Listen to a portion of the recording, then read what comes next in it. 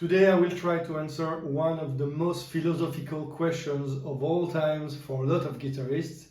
Should I sand the back of the neck of my guitar? So why would you sand the back of your neck? In order to make it smoother and easier to play, especially for fast playing. Basically, you want to reproduce the natural process of your thumb rubbing against the back of the neck for 20 years, thus removing the finish. This technique was very popular in the 80s where people wanted to play fast and therefore remove any kind of friction that prevented them to do so. But not only, imagine you have been playing on the same guitar for 15 years, it has taken the shape of your hand and suddenly your guitar gets broken, stolen, and you get a new one. You get a new guitar that is a bit harder to play, not so comfortable. So sanding the neck is one of the ways to make it feel as if you have been playing this guitar for a long time. So I will give you two examples of two guitars on which I applied this process. The first one is this Jackson Kelly. It's a guitar from 1995, so it's more than 25 years old. After maybe 20 years, the finish, so it has this kind of yellowish finish typical of a Japanese guitar. This kind of yellow finish was everywhere on the neck and was starting to go off in some places, but not others. So I was left with some patches with that finish, some other places with finish.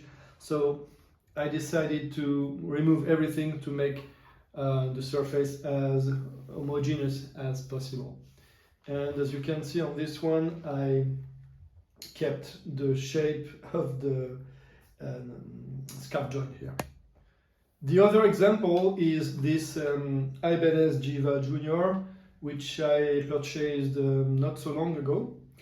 And on this guitar, the neck was already kind of raw, unfinished, but I thought it was still a bit sticky, so I sanded it a bit more.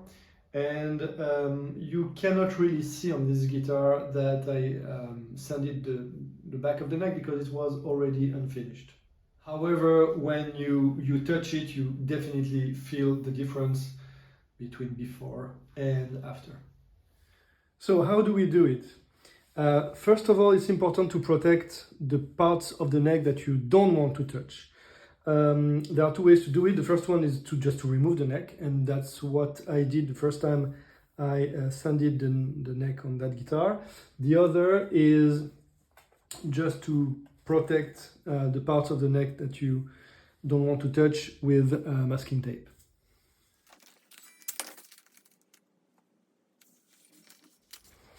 So here what I did is I protected the sides of the fingerboard on both sides, so I'm sure I won't damage the nice fingerboard. It's an ebony fingerboard, so it would be a shame.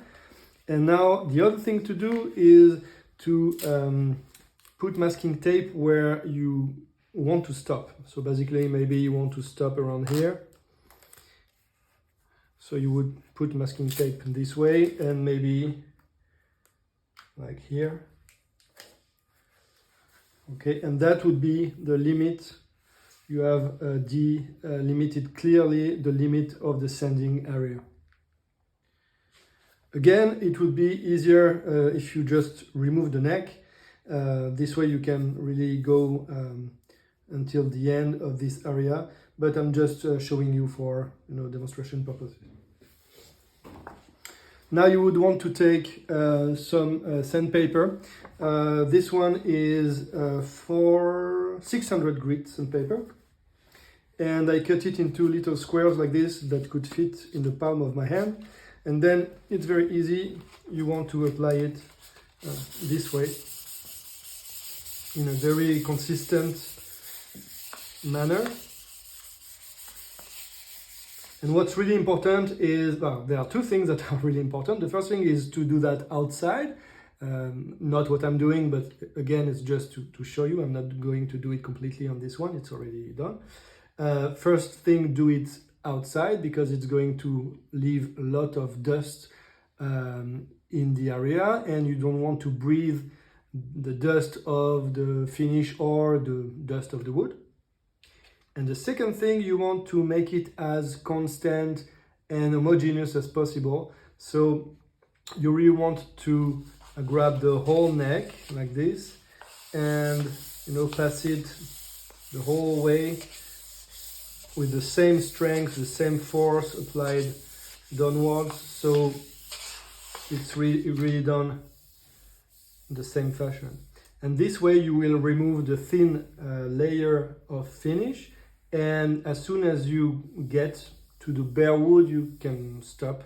You are not carving the neck, you are just removing the finish to make it super smooth.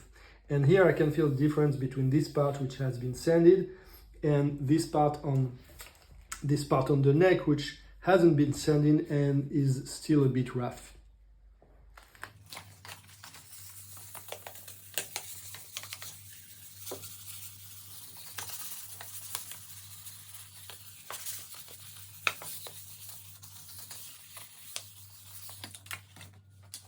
And finally, I'm cleaning the neck to remove all trace of residue with some wood polish of wood cleaner.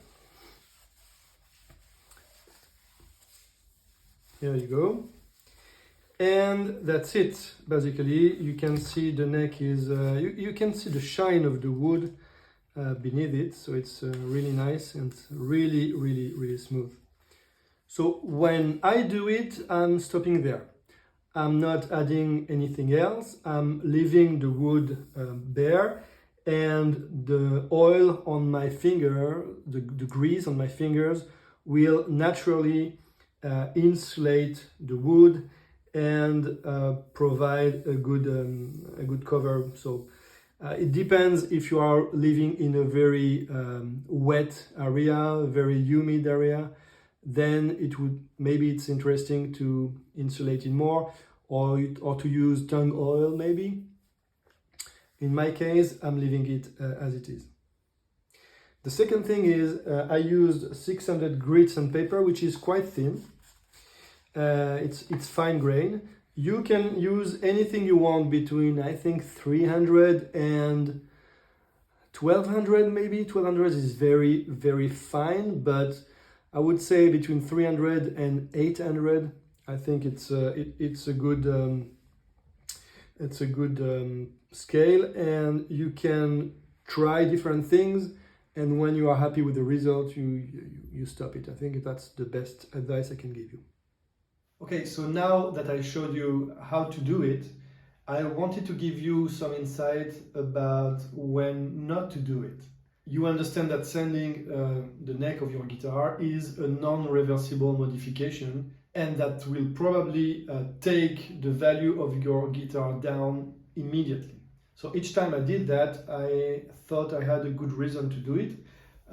On this guitar, this is a 25 years old guitar, the finish was already going off on some places, so I wanted to do something more consistent, and basically I had two choices. Refinish it or remove all the finish altogether. So I went for the second solution, also because I knew I'm not going to sell this guitar. It has been with me for more than 25 years. It's my first real good guitar, and I'm not going to sell it. For the Jiva, the situation is a bit different because it already had unfinished neck. Therefore, even if I sand it a bit to make it smoother, you won't see it. If I don't tell you that it has been sanded, you won't know it. So that's the case on all Squire, for example, guitars that generally have an unfinished neck. I think these are good candidates to make this kind of operation. And the perfect counter example is, for example, this Les Paul. It has a heavily finished neck, with this red tint. Of course, if I sand the back of this neck, it will show immediately and the guitar will lose half of its value immediately. This is an Epiphone, but still, and you can imagine that if you are doing that on a real Gibson, it will lose dramatically its value. So I will advise, if you are not sure you're going to keep the guitar until the end of your life, or if the guitar doesn't have a neck that is already unfinished, then it's better not to do it.